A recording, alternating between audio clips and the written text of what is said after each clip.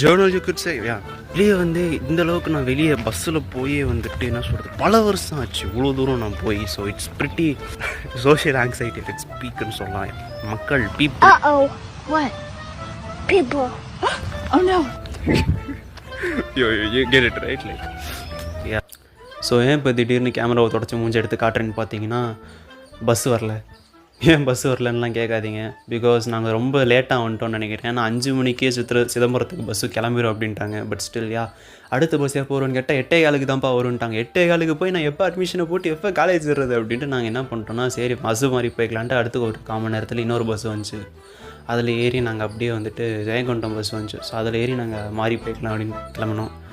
So yeah I was also social anxiety peak மொமெண்ட்டில் நாங்கள் நின்றுக்கிட்டு இருந்தேன். But I don't know if you could see that because I was like acting as if it is a phone call or something. Then we took the